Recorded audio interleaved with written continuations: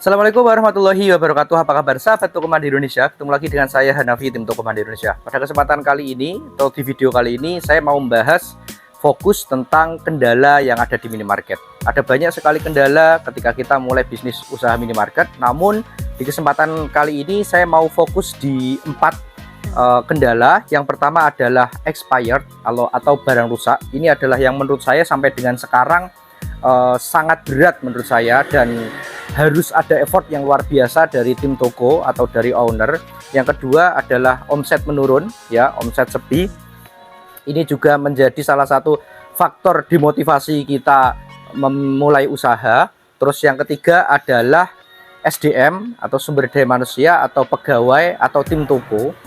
Yang keempat adalah didatangi kompetitor atau datangnya kompetitor baru.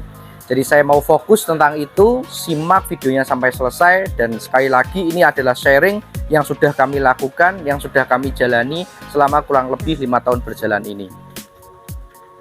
Nah, jadi di video kali ini itu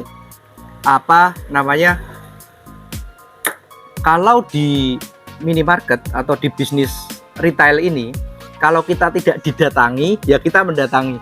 Itu yang sering kita lakukan, yang sering terjadi. Ketika dari ratusan toko atau mitra kami yang kami buka, itu kalau kita tidak sebagai pendatang lalu didatangi, ya kita yang mendatangi, begitu. Jadi judulnya adalah bagaimana ketika kita didatangi kompetitor, kan begitu. Kalau kita menjadi pendatang kan lebih ini ya, lebih karena lebih enak lah.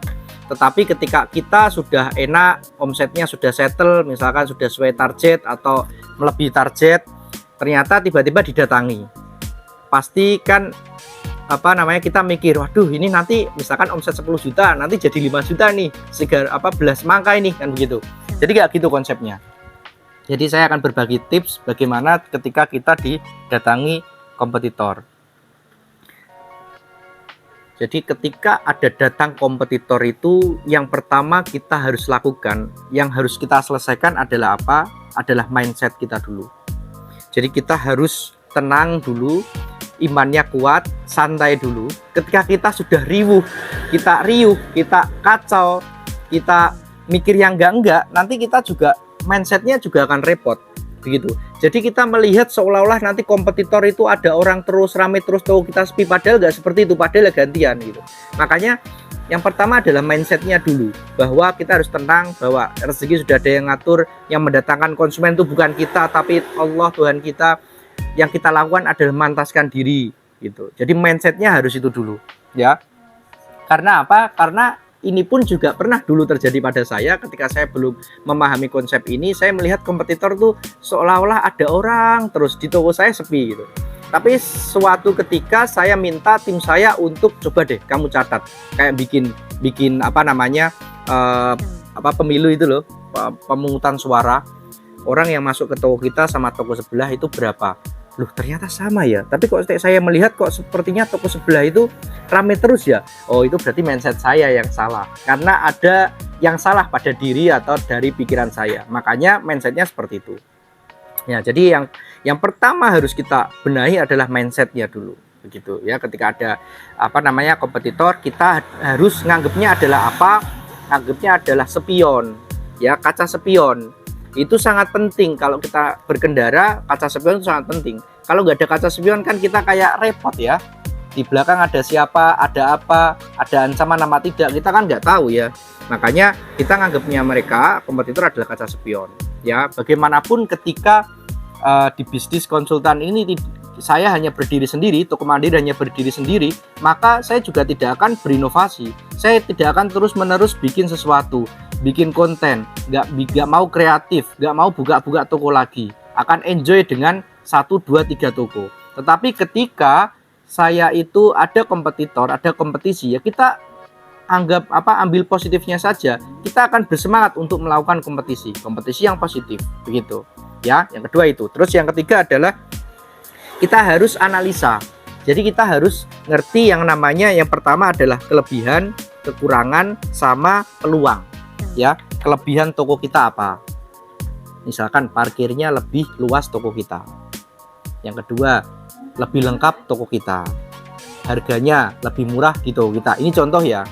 Ya, yang lebih-lebih ini pertahankan. Ya. Kelebihannya apa? Terus yang kedua adalah kekurangan. Kekurangan toko kita dibanding sebelah apa? Oh, di sebelah itu tampilan tokonya lebih bagus. Nah, kita harus minimal kita harus memperbaiki toko kita. Kita harus mengakui itu dulu. Ya, oh di sebelah itu jualan ini alat-alat listrik. Kita pengadaan tidak masalah. Ya, karena kalau retail itu kan berjualan berbagai macam eceran. Tidak masalah, ya. Yang paling penting yang jangan lakukan adalah kompetisi harga. Ya, ketika misalkan harga kalian tuh sudah kompetitif, kok sana banding-banding harga, ya jangan banding-banding. Ya, kompetisi kalau kompetisi harga nanti pasar akan hancur.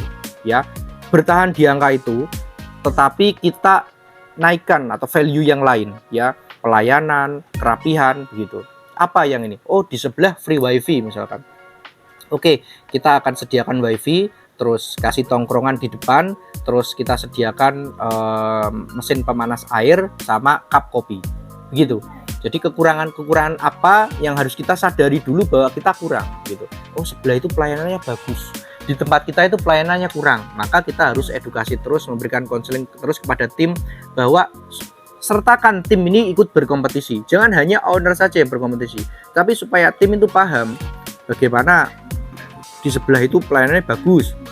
Masa ya tuh kita pelayanannya jelek, ayo kita perbaiki pelayanan. Jadi supaya apa? Supaya tim kita itu konsisten melakukan itu, supaya ngerti bahwa kita itu sedang berkompetisi, gitu. Ya, jadi kita harus paham dulu, ditulis saja di kertas, ditulis kelebihannya apa, kekurangannya apa, begitu. Terus peluang apa yang bisa kita lakukan. Di kita belum ada, di kita belum ada, di sana belum ada, apa yang harus kita lakukan. Begitu, ya. Jadi kita harus paham itu dulu.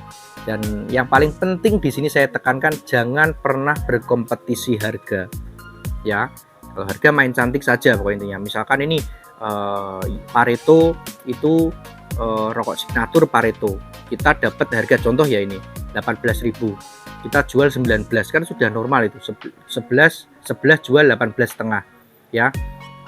Terus kita Pareto lah, tarik Pareto saja. Tarik Pareto misalkan di 5 atau 10 item yang paling Pareto itu yang paling laku, kita samain sama sebelah. Samain, jangan di bawahnya, repot nanti. Kalau kamu di bawahnya, nanti sebelah akan diturun lagi. Akan begitu, kompetisinya nggak sehat kalau seperti itu. Samain aja, yang lain tetap. Begitu. Jadi fokus Pareto, ya.